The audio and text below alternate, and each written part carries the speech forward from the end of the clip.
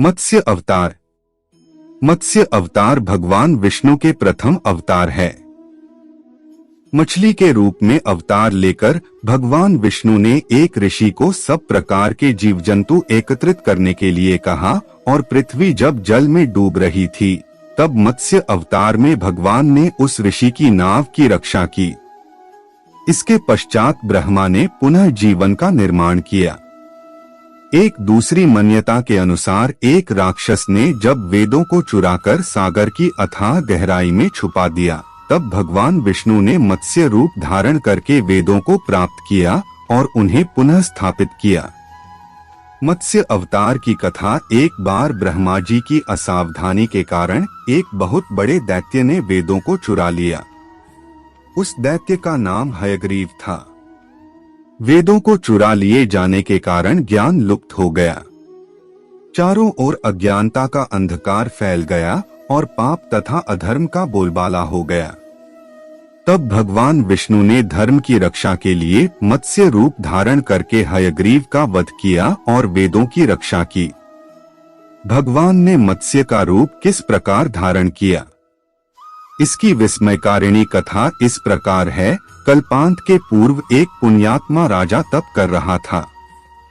राजा का नाम सत्यव्रत था। सत्यव्रत पुण्यात्मा तो था ही, बड़े उदार हृदय का भी था। प्रभात का समय था, सूर्योदय हो चुका था।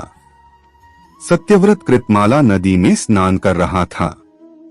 उसने स्नान करने के पश्चात जब तर्पण के लिए अंजलि में जल लिया तो अंजलि में जल के साथ एक छोटी सी मछली भी आ गई। सत्यव्रत ने मछली को नदी के जल में छोड़ दिया। मछली बोली, राजन, जल के बड़े बड़े जीव छोटे छोटे जीवों को मारकर खा जाते हैं। अवश्य कोई बड़ा जीव मुझे भी मारकर खा जाएगा। कृपा करके मेरे प्राणों की रक्षा कीजिए। सत्यव्रत के हृदय में दया उत्पन्न हो उठी। उसने मछली को जल से भरे हुए अपने कमंडलों में डाल लिया। तभी एक आश्चर्यजनक घटना घटी। एक रात में मछली का शरीर इतना बढ़ गया कि कमंडलू उसके रहने के लिए छोटा पड़ने लगा।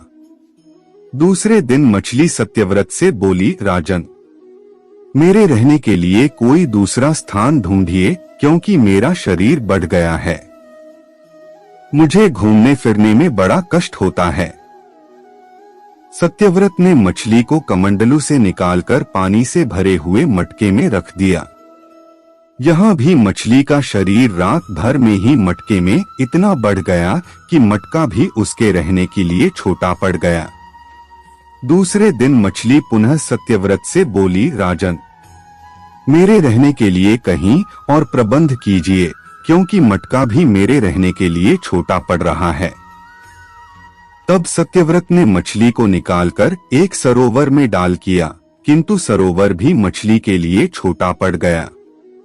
इसके बाद सत्यव्रत ने मछली को नदी में और फिर उसके बाद समुद्र में डाल दिया। आश्चर्य! समुद्र में भी मछली का शरीर इतना अधिक बढ़ गया कि मछली के रहने के लिए वह छोटा पड़ गया। आठ मछली पुनः सत्यव्रत से बोली, राजन, यह समुद्र भी मेरे रहने के लिए उपयुक्त नहीं है। मेरे रहने की व्यवस्था कहीं और कीजिए। अब सत्यव्रत विस्मित हो उठा। उसने आज तक ऐसी मछली कभी नहीं देखी थी। वह विस्मय भरे स्वर में बोला, मेरी बुद्धि को विस्मय के सागर में डुबो देने वाले आप कौन हैं? मत्स्य रूपधारी श्रीहरि ने उत्तर दिया, राजन, हयग्रीव नामक दैत्य ने वेदों को चुरा लिया है। जगत में चारों ओर अज्ञान और अधर्म का अंधकार फैला हुआ है। मैंने हयग्रीव को मारने के लिए ही मत्स्य का रूप धारण किया है। आज से 7वें दिन पृथ्वी प्रलय के चक्र में फिर जाएगी। समुद्र उमड़ उठेगा, भयानक वृष्टि होगी, सारी पृथ्वी पानी में डूब जाएगी। जल के अतिरिक्त कहीं कुछ भी दृष्टिगोचर नहीं होगा। आपके पास एक नाव पहुंचेगी। आप सभी अनाजों और औषधियों के बीजों को लेकर सप्तऋषियों के साथ नाव पर बैठ जाएगा। मैं उसी समय आपको पुनः दिखाई पड़ूंगा और आपको आत्मतत्व का ज्ञान प्रदान करूंगा। सत्यव्रत उसी दिन से हरि का स्मरण करते हुए प्रलय की प्रतीक्षा करने लगे। 7वें दिन प्रलय का दृश्य उपस्थित हो उठा। समुद्र भी उमड़कर अपनी सीमाओं से बाहर बहने लगा। भयानक वृष्टि होने लगी। थोड़ी ही देर में सारी पृथ्वी पर जल ही जल हो गया।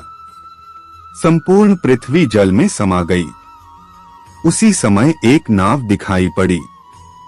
सत्यव्रत सप्तऋषियों के साथ उस नाव पर बैठ गए।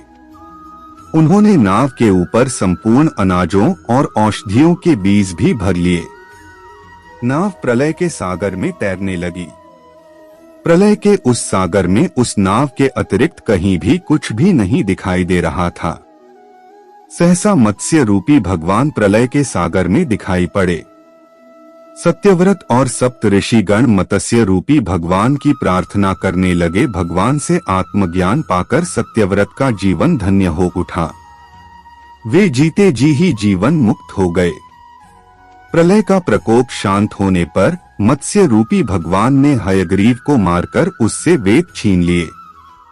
भगवान ने ब्रह्मा जी को पुनः वेद दे दिए। इस प्रकार भगवान ने मत्स्य रूप धारण करके वेदों का उद्धार तो किया ही, साथ ही संसार के प्राणियों का भी अमित कल्याण किया।